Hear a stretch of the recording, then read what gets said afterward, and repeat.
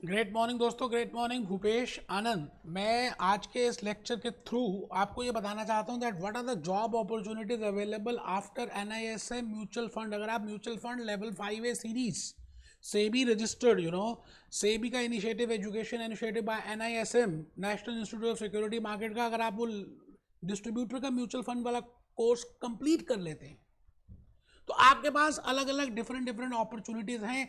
आज का ये वीडियो उसी बात पे आधारित है कि आप कहाँ पे कौन कौन से सेक्टर्स में वर्क कर सकते हैं। Whether you can work in a banking sector, whether you can go for non banking finance companies, whether you can work in mutual funds, whether you can go for insurance. क्या आप अपनी practice भी start कर सकते हैं? Yes, there are different avenues. आज दोस्तों मैं उसी की बात बता रहा हूँ। इन्वेस्टमेंट आपको पता ही है, वेरी इंपॉर्टेंट क्राइटेरिया, और आने वाले दिनों में इन्वेस्टमेंट ज़्यादा इंपॉर्टेंट होने वाला है। सब लोग ज़्यादा इन्वेस्ट करेंगे ऐसा मैं मान के चल रहा हूँ, और आपको मैंने इसके पीछे नंबर्स भी दिए। तो let's start with the journey. मैं भूपेश आनंद आज आपके सामने एक बात ये रखना चाहता हूँ, sector for jobs after NISM। Just have a look on this. Banking sector में आप वर्क कर सकते हैं as a relationship manager, as a customer manager, as a back office manager, as a back office work, or you can work with as a sales executive. तो अलग अलग तरह के ऑप्शंस हैं। तो आप बैंकिंग सेक्टर में वर्क कर सकते हैं। You can work in non banking finance companies, you can start your work with insurance वाले भी।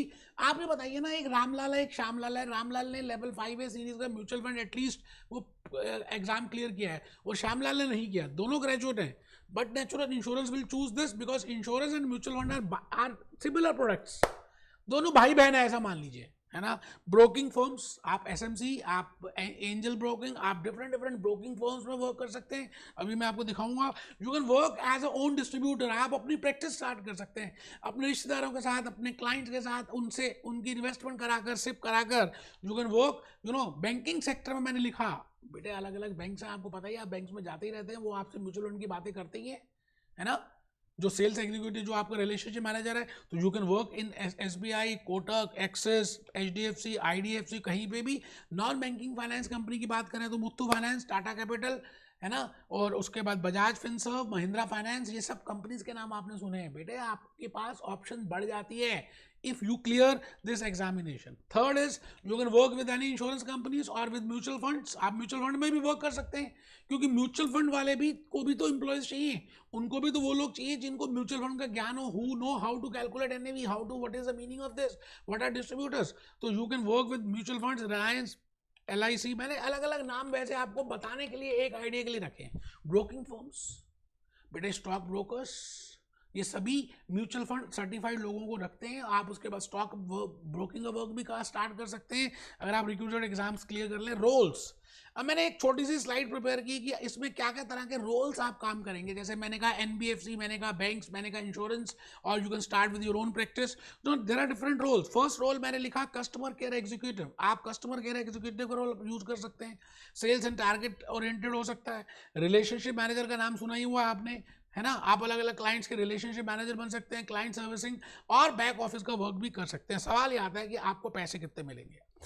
Money motivation, money is money, money money, पैसा पैसा पैसा पैसा पैसा करती है, ये ले तू पैसा। नो डाउट होना भी चाहिए एक्सपेक्टेशन। आप ग्रेजुएट हैं, आपने 22 ईयर्स ऑफ एज अपनी पूरी अचीव कर लिया है, ग्रेजुएशन भी कर लिया है, सर्टिफिकेशन भी दे दिया है, बट नेचुरल आपको ARN नंबर भी आ गया, तो मन में होता है ना कि यार अब पैसे कितने मिलेंगे। बेटे मुझे ऐसा लगता है कि मैंने लिंक्डइन को देखा, मैंने बड़ी सारी प्रोफाइल्स देखी, मैंने वीडियोस देखे, मैंने गूगल देखा, अब मैंने उसमें ये कुछ पाया। जैसे जैसे मैं आपको एक बार गूगल की बात थोड़ी सी दिखा दूँ, है ना। गूगल में अगर आप देखें तो थोड़ा सा आपको पता चलेगा कि मैं कहना क्या चाह रहा हूँ। ये देखिए Naukri.com, मैंने ऊपर डाला what are the jobs available after NISM mutual fund, तो उन्होंने कहा जी Naukri.com में देखिए कोटक महिंद्रा में रिलेशनशिप मैनेजर, है ना। क्रेड हायरिंग कस्टमर सर्विस में आप ये कवर कर सकते हैं। देखिए मैंने आपके लिए ये सभी पहले से ही निकाल के रख दिया।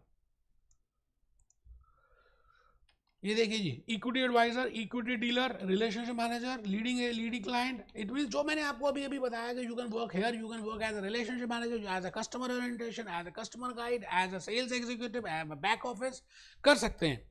तो मैं भूपेश आनंद आज आपके सामने एक लास्ट पॉइंट ये कहना चाह रहा हूं कि आपको सैलरी कितनी मिलेगी। देखिए दोस्तों, सैलरी डिपेंड करता है कि आपके पास और कौन सी स्किल्स हैं। वैसे एज अ फ्रेशर मैंने ये देखा कि 15 से 20 हज़ार रुपये महीना, मतलब 2-2.5 लाख रुपए का आपको पैकेज मिल सकता है आप स्टार्टिंग में ही जब आप जॉब के लिए जाते हैं। तो बेटे ये तो कॉमन सी बात होगी। आपको पता है minimum salary, minimum wages act में मिनिमम वेजेस सैलरी तो 16-17 हज़ार रुपए की है।